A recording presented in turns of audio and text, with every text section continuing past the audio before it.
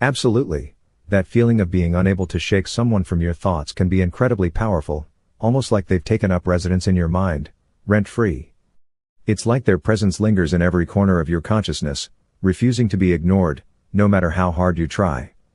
It's as if your mind has become a stage, and they're the lead actor, constantly stealing the spotlight. Picture this: you're going about your day, minding your own business, and suddenly, there they are, popping into your thoughts like an unexpected guest crashing your mental party. You might try to push them away, shoo them out like an unwanted intruder, but it's like they've woven themselves into the very fabric of your thoughts, refusing to be evicted. It's like a persistent melody playing in the background of your mind, repeating over and over again, no matter how much you try to change the tune. Their presence is like an echo, bouncing off the walls of your consciousness, reverberating with every thought, every action, and every moment of your day. And sometimes, it's not just their presence that haunts you, but the memories you've shared, the conversations you've had, and the moments you've experienced together.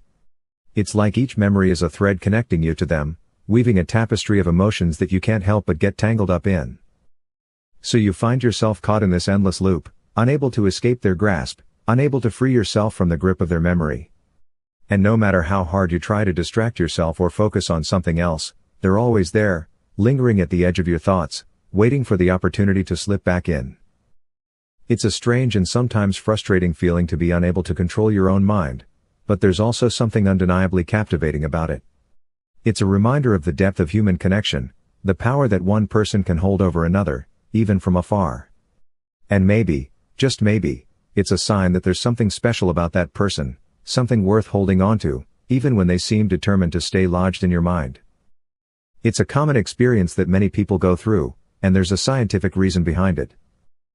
Picture this: you're chatting with a friend, sharing stories, laughter, and maybe even a few secrets. In those moments, something magical is happening inside your brain.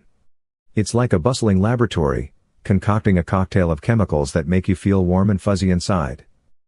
One of the key players in this neurochemical symphony is dopamine, often dubbed the feel-good neurotransmitter. When you engage in meaningful interactions with others, your brain rewards you with a surge of dopamine. It's like a little pat on the back, saying, "Hey, this feels great. Keep it up." But that's not all. Enter oxytocin, the hormone that's often associated with bonding and trust. When you hug a loved one or share a heartfelt moment, oxytocin floods your system, strengthening the emotional bonds between you. It's like the glue that holds relationships together, fostering feelings of closeness and attachment. Together, dopamine and oxytocin create a powerful cocktail of pleasure and connection. They make you crave those moments of intimacy and social interaction, driving you to seek out meaningful connections with others.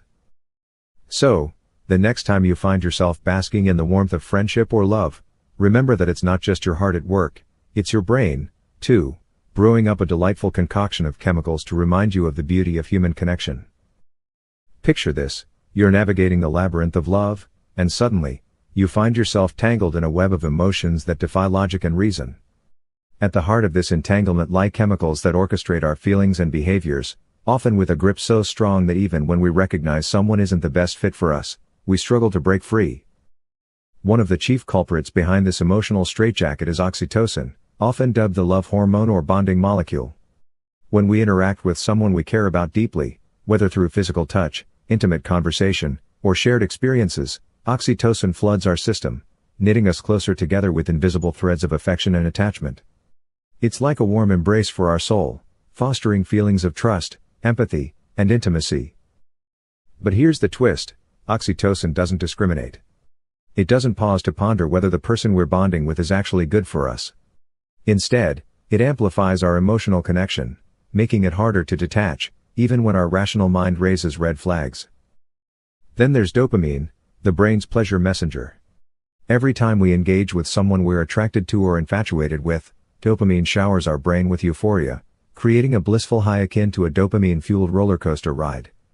This neurochemical reward system reinforces our desire to seek out the source of our pleasure, even if it's not in our best interest in the long run. So, there we are, caught in a tug-of-war between our rational judgment and the intoxicating cocktail of oxytocin and dopamine coursing through our veins. We find ourselves clinging to someone who might not be the healthiest choice, unable to let go because our biology is screaming at us to hold on tight. But fear not, for knowledge is power. By understanding the intricate dance of chemicals in our brains, we can reclaim control over our emotions and make decisions that serve our well-being. It's a journey of self-awareness and empowerment, as we learn to decipher the signals of our heart and mind amidst the symphony of neurotransmitters. And though the path may be fraught with challenges, armed with understanding, we can navigate the maze of love with clarity and courage, ultimately finding the serenity of letting go when needed, and embracing the love that enriches our lives authentically.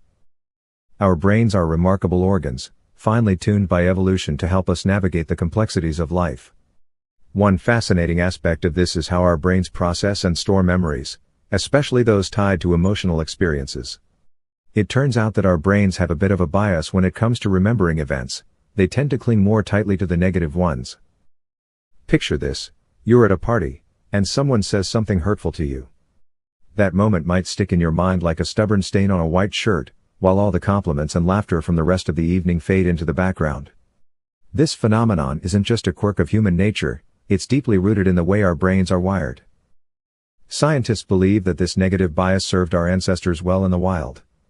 Remembering dangerous or harmful situations helped them avoid similar perils in the future, increasing their chances of survival.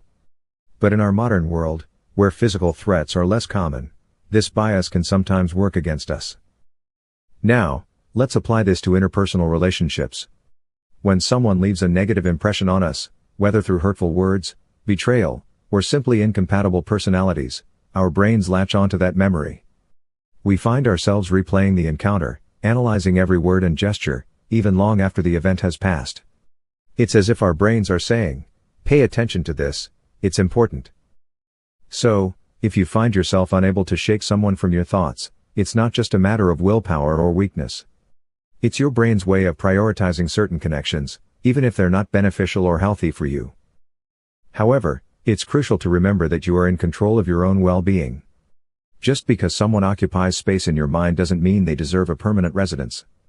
Sometimes, the best thing you can do for yourself is to let go, to release the grip of those negative memories and make room for positivity and growth. It's a journey of self-care and self-discovery, learning to prioritize your mental and emotional health above all else. So, if someone is stuck in your mind like a stubborn splinter, remember that it's okay to pull it out and let yourself heal. Your brain may resist at first, but with time and practice, you'll find peace and clarity on the path to letting go. Thanks for watching the video. Don't forget to subscribe to our channel for more insightful content.